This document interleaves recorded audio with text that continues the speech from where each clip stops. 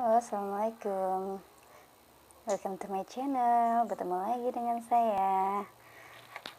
Kali ini saya akan sharing tentang pengalaman saya waktu berhasil hamil ya. Saya tuh langsung aja deh ya. Pertama kali itu waktu awal nikah, kemudian setelah 6 bulan saya merasa kok belum hamil, sedangkan teman-teman saya yang nikah pas barengan sama saya tuh kok udah pada hamil semuanya. Jadi kan saya agak takut juga, agak worry gimana gitu kan ya. Terus saya ngajak suami, ayo ke dokter kandungan yuk, kita periksa. Setelah kita periksa, di sana juga ditanyain sama yang nunggu itu, pada nunggu di rumah sakit itu, sharing-sharing, mbaknya udah berapa tahun, yang lainnya sih sampai bertahun-tahun juga ada ya. Bahkan di sana juga kemarin tuh banyak yang dari luar kota juga, itu di sebuah rumah sakit RSIA di Jogja.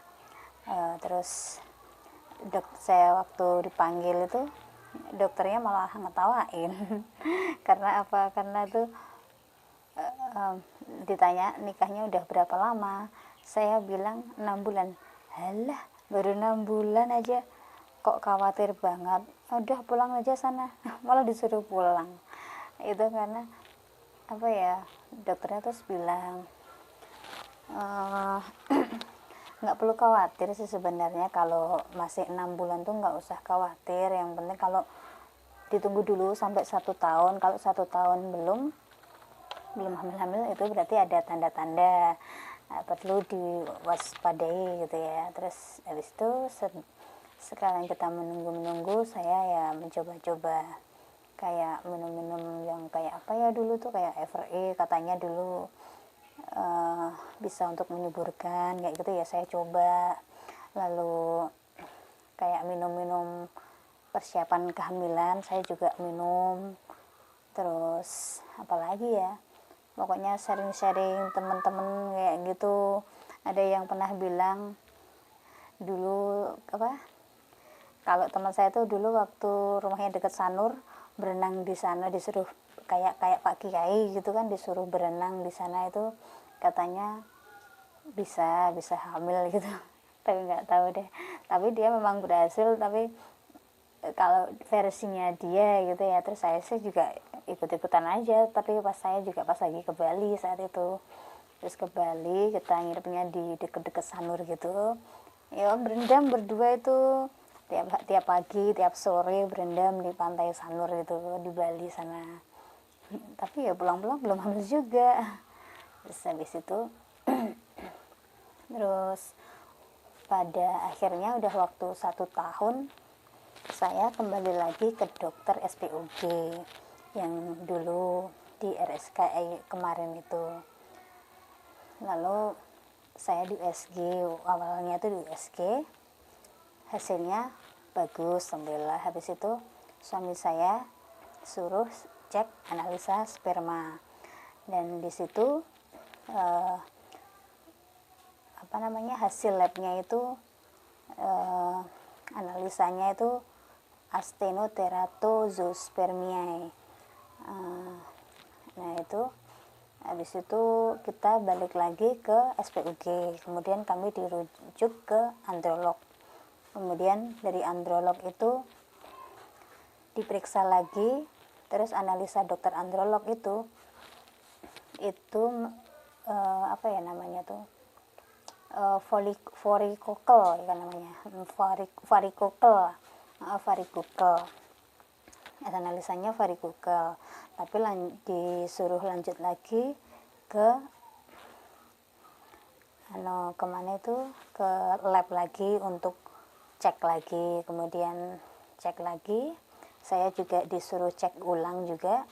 Setelah saya USG, saya menjalankan HSG. Terus kemudian HSG itu hasil saya juga baik-baik juga.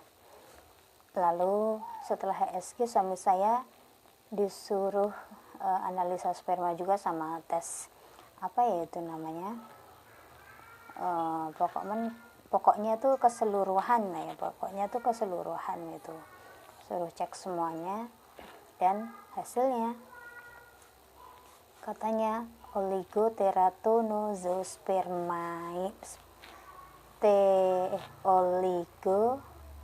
analisanya tuh namanya tuh apa ya, oligoteratozospermiae. Nah itu kemudian kita dibalik lagi ke androlog, dan saya ke SPUG lagi, dan saya sudah di stop untuk itu karena USG bagus, hasil HSG juga bagus. Kemudian hanya lanjut suami saya ke androlog itu karena yang terdeteksi adalah si suami. Lalu ketika itu sama dokter androlog dikasih kayak suplemen kayak gitu, dikasih dua suplemen apa ya, atau berapa ya sih itu, iya kayaknya 2 suplemen kayak gitu. Lalu setelah habis itu obatnya, kita mau kembali ke sana lagi, ternyata dokternya itu ke luar negeri, jadinya kita tertunda ya. Tapi sebelum itu saya tuh suka searching kayak gitu, akhirnya ketemulah sama dokter herbalis yang dulunya juga di mana itu, di rumah sakit ternama juga di Jogja, tapi sekarang sudah buka prakteknya sendiri, itu dokter herbalis ya. Namanya dokter Sidi Ari Cahya. Nah di situ saya kira itu prakteknya waktu itu di Semarang, karena lihat komen-komennya itu kok tempat prakteknya itu di Semarang. Ternyata setelah saya telepon, ternyata prakteknya ada di Jogja, dan memang asli rumahnya memang di Jogja gitu, memang tinggalnya di Jogja, dan katanya juga suka praktek di Jakarta juga kayak gitu, tapi ada waktu-waktunya gitu ya. Terus jadi prakteknya beliau itu di Jogja, kemudian di Jakarta, kemudian di mana Semarang gitu.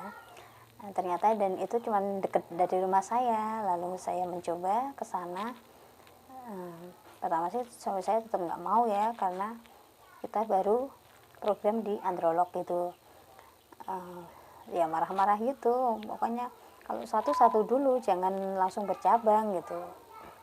Terus saya kasih pengertian, kok banyak testimoni di situ yang banyak berhasil.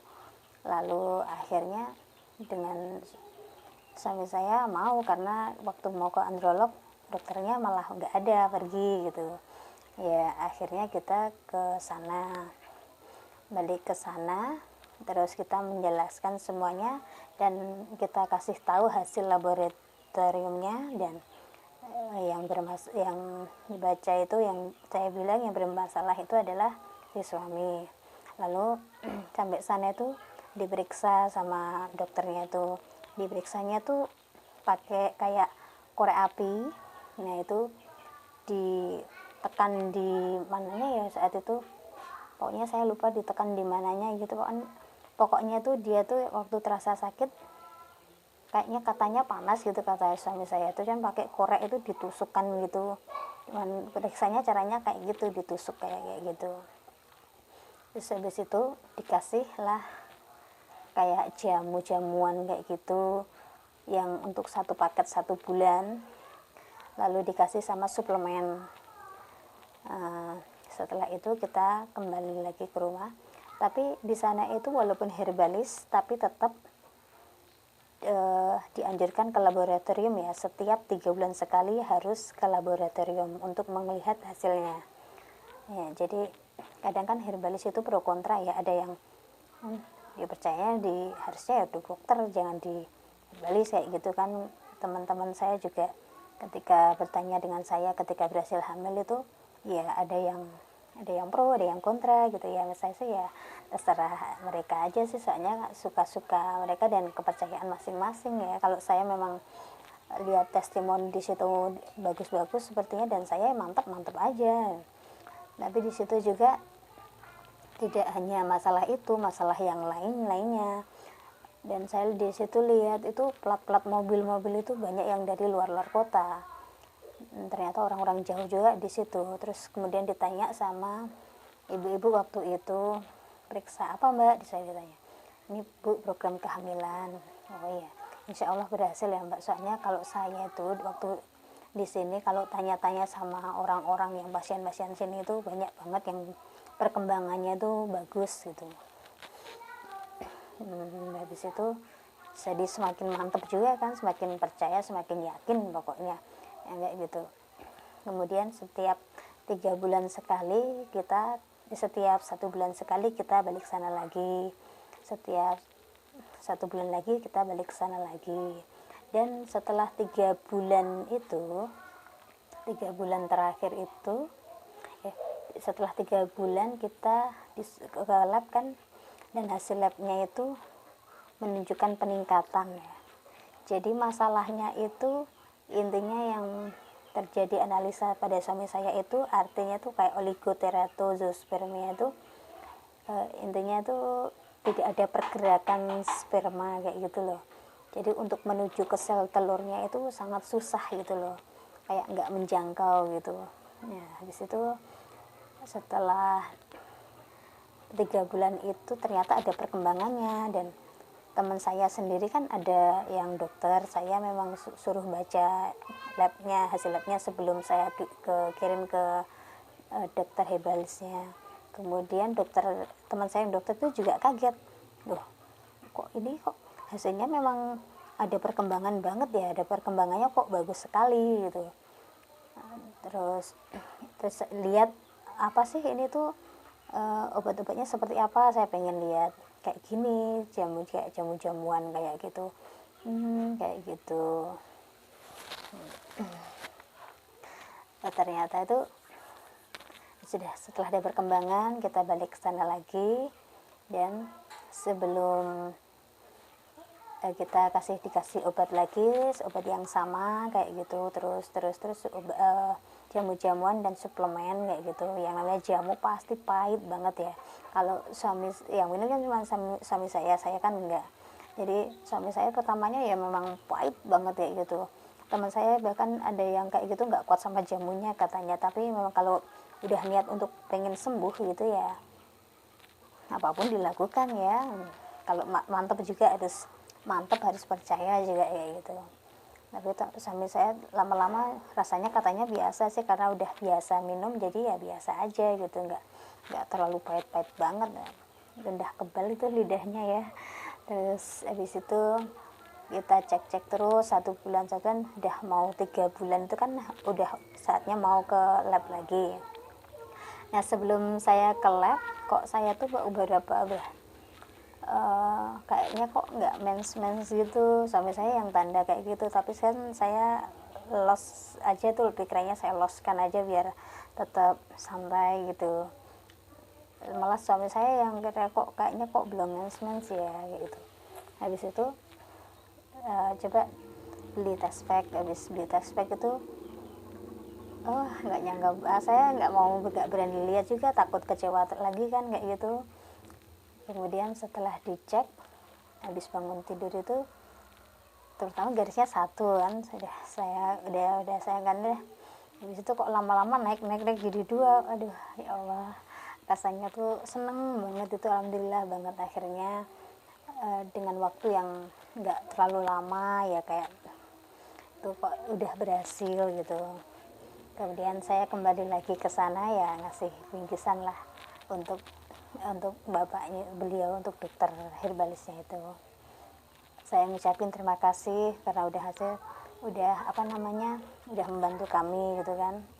Tapi dokternya bilang alhamdulillah semua bukan karena saya tapi karena Allah Subhanahu wa taala kayak gitu.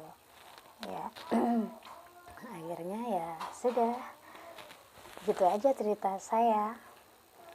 Dan akhirnya saya sampai sekarang diberi kepercayaan 2 anak-anak kecil yang lucu.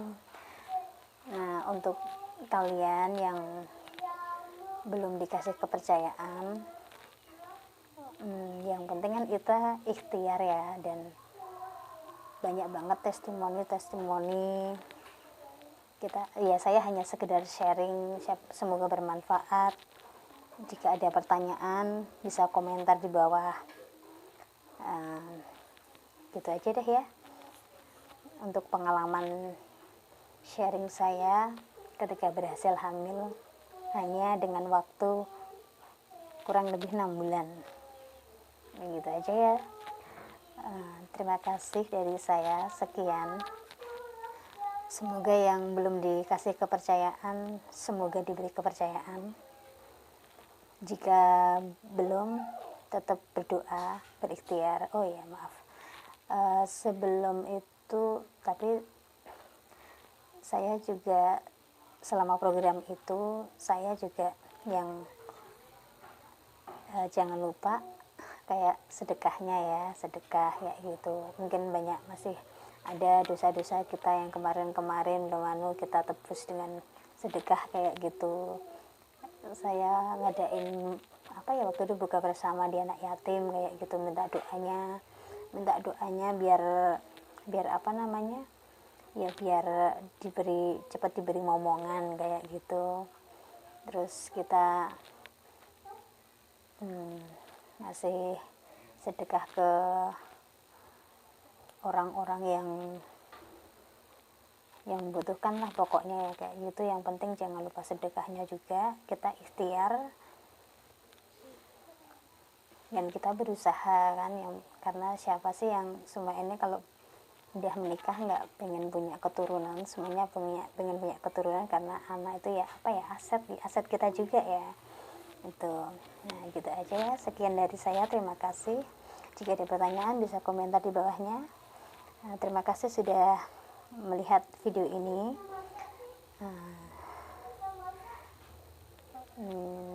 Ya sekian ya, jangan lupa like and subscribe. Assalamualaikum warahmatullahi wabarakatuh.